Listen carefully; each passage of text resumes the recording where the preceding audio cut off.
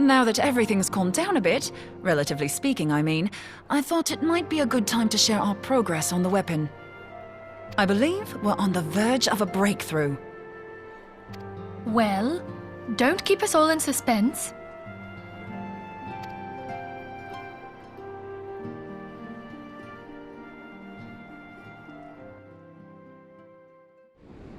Just in case anyone's forgotten, let's start by reviewing what we already know. So, an Ascian is an immortal because its soul doesn't return to the ethereal realm when its host is defeated. Instead, it flees to the place that lies between our world and the void.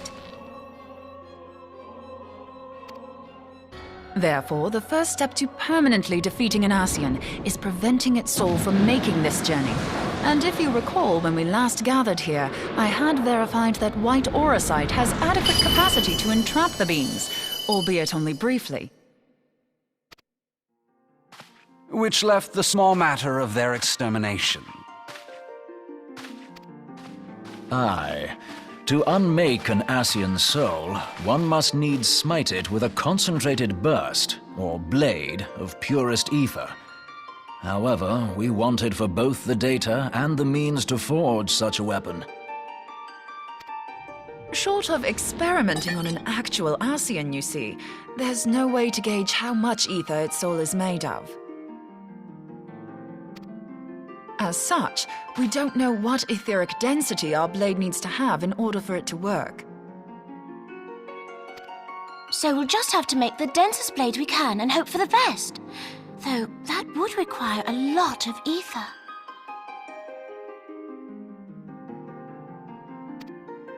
Hang on a minute!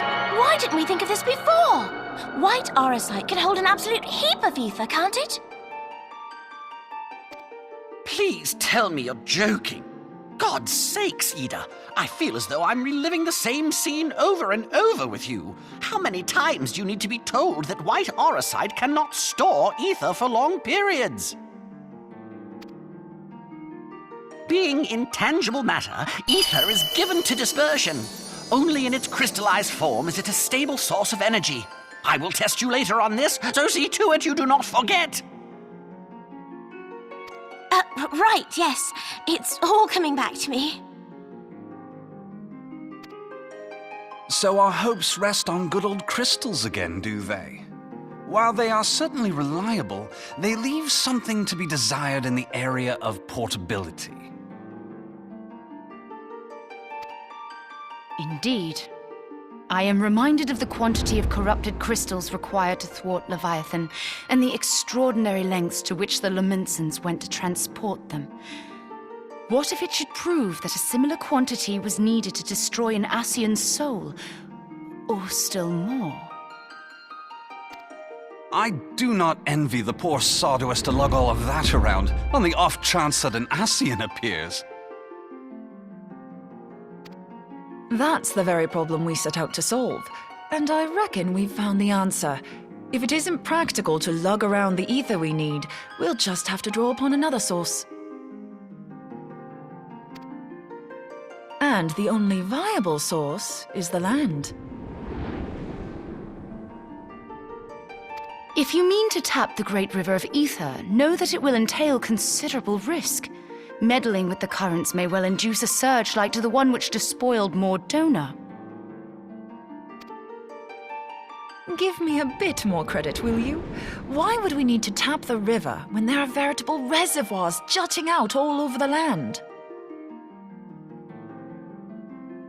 Aye, I speak of corrupted crystals. It might be that their aspect is out of balance, but a crystal's a crystal. It contains ether, and we can help ourselves to it. While corrupted crystals are indeed abundant, there is no guarantee that they will be in close proximity at a crucial moment. But what if we don't need them to be? What if we could tap their power from afar? A malm away, say? If we could do that, we'd have ready access to ether aplenty in almost every corner of Eorzea.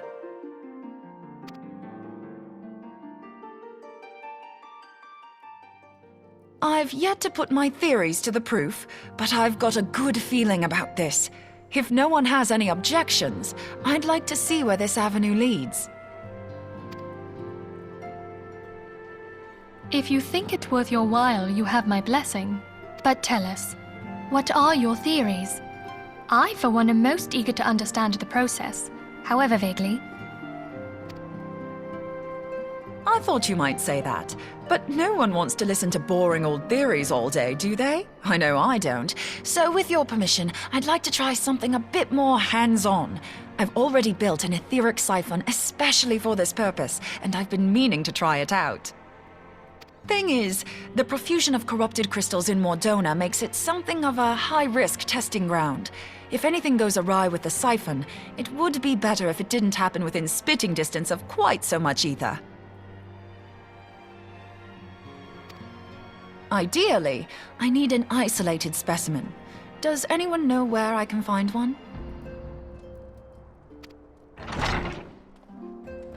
May I suggest northern Thanalan? There you will find corrupted crystals of middling size, standing a reasonable distance apart. Ideal for your needs, I should have thought.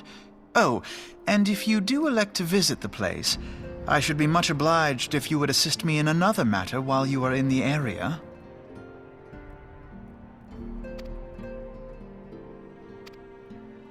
Has something happened?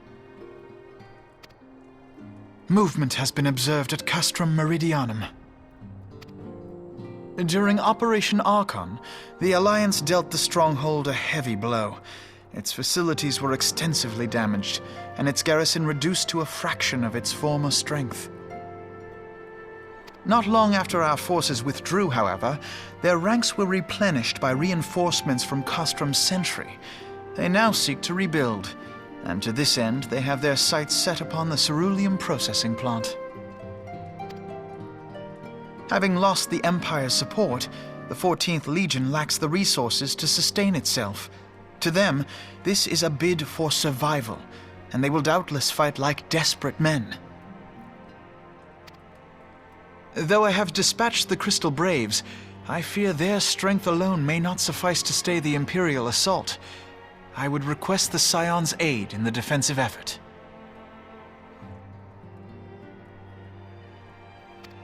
If I didn't know better, I'd say you were trying to inveigle us into fighting your battle with the promise of shiny crystals. Well then, consider me inveigled. I won't lie, the crystals you speak of sound perfect, so the Garleans have to go. Besides, we can't afford to beat about the bush. There's no telling when the Ascians will next appear. Thine eagerness to hurl thyself into the jaws of danger cometh as little surprise. Exercise due caution, I prithee. Though you have become a Crystal Brave, you are yet a Scion, Alphino. We could hardly refuse you. Pray, join the Crystal Braves and lend them your support. Thangred and Papalymo shall accompany you.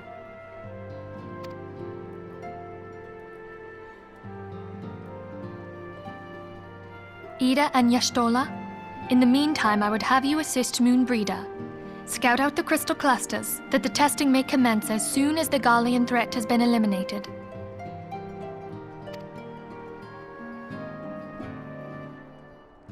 If it please you, I shall continue mine own experiments on white orosite. Thank you, Arianger. Everyone, pray see to your preparations and depart as soon as you are able. Go well, and be safe.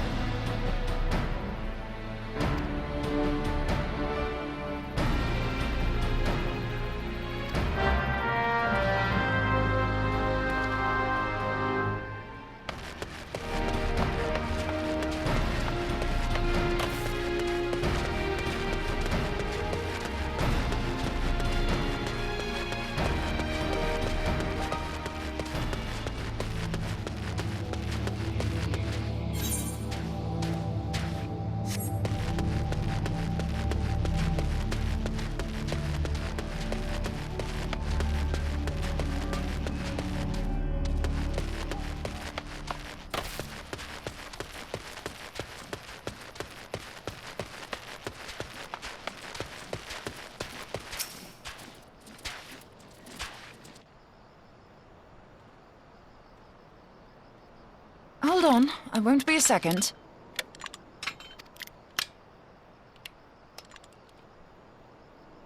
The beast seemed peckish, so I gave it a taste of my axe.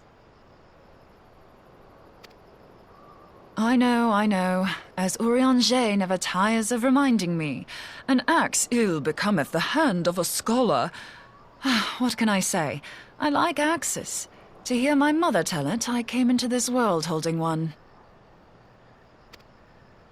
And it's not as if it stopped me picking up a quill, is it? I often think of the man who introduced me to the joys of learning. He's one of the reasons I decided to come to Eorzea. Him and my excruciatingly stiff childhood friend. Considering how unalike we are, it's a wonder we ever got on. The world's a strange old place, isn't it? Aye, that ought to do it.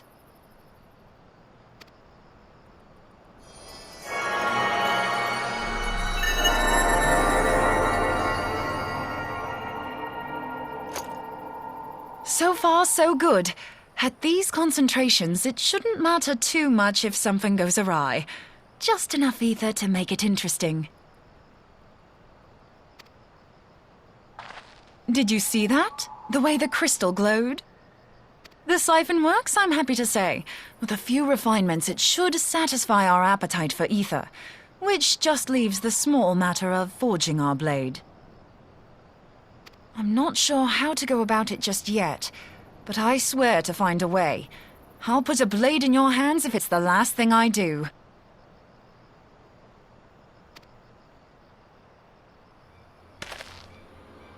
He senses me. A useful talent.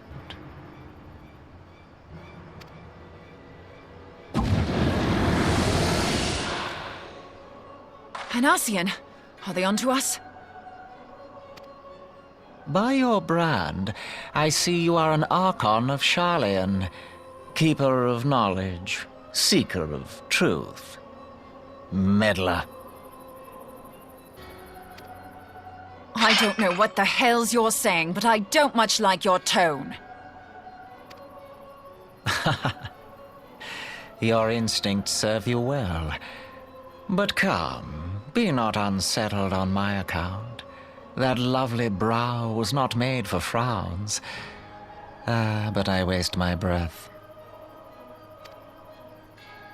Let me direct my words to one who understands them. We meet at last, warrior of light. I am Nabriales. And you have long been a thorn in my side. I suffered the overweening presence of La Habrea that men might host the power of gods, only for you to undo my hard work.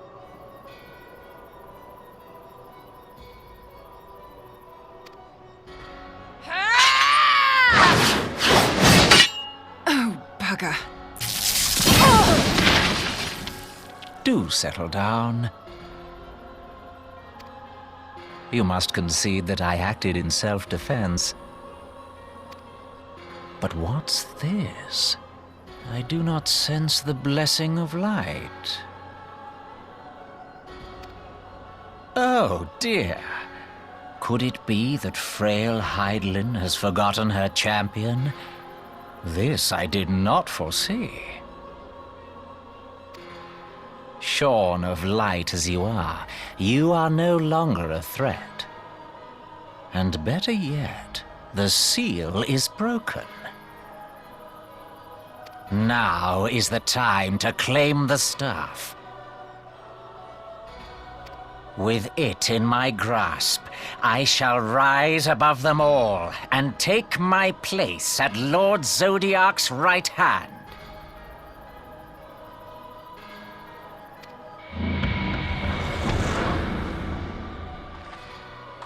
What did that bastard want with us?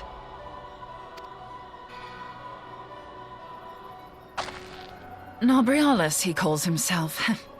With charm like that, I'll bet he has maidens falling at his feet, unconscious. But this staff, You say just talking about it had the bastard grinning like a brat on his name day. Must be quite a staff. Oh, gods. He means Tupsimati, Master Louis Soir's staff. Minfilia's in danger. We have to get back to the Rising Stones.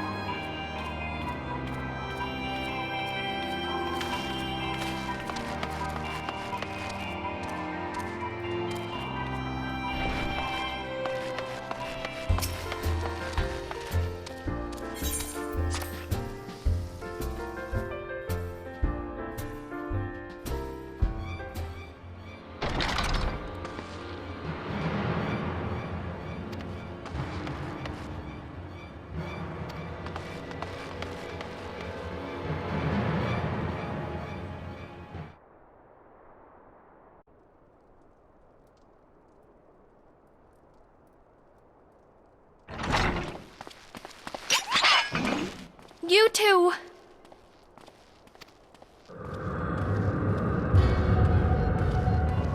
So, you were able to divine my intent.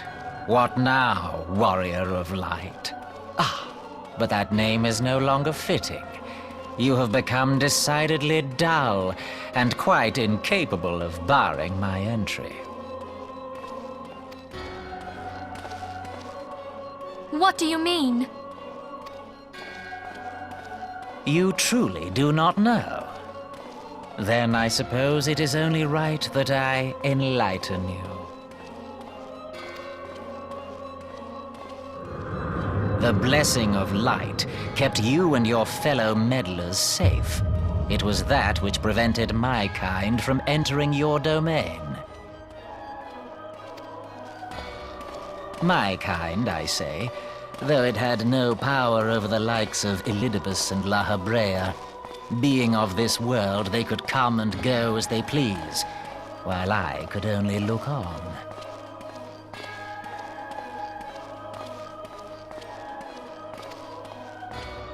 But I need look no longer. Now that the seal is gone, I mean to act. Unlike the others, I am not given to waiting. I shall take that staff and bring about the next rejoining.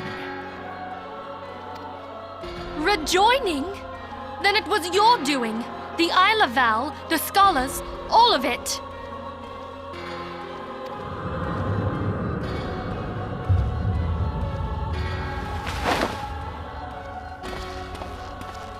You will not harm her!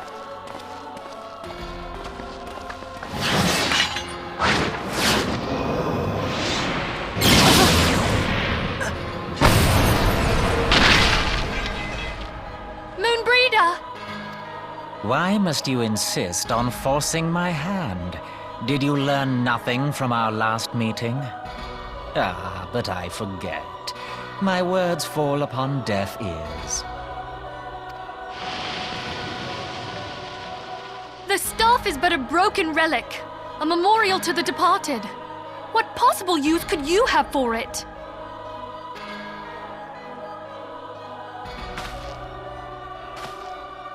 What use? You mean to say that all this time you kept the key, never knowing what it was you possessed? The staff Tupsimati, or rather the stone tablet it bears, is host to a great power. Together with the horn, It can be used to draw vast quantities of ether from its bearer's surroundings. How else do you think Louis Soir was able to invoke the power of the 12 without making them an offering of crystals? Summoning requires not only prayer, but a profusion of ether. Even a child knows that. If I did not know before, you may be certain I do now. But above all, I know that we cannot allow this staff to fall into your hands. I will die before I let you take it. Insufferable woman. I would happily end your miserable life here and now. Alas, Elidibus would never let me hear the end of it. Very well. If you will not part with the staff, I will take you too.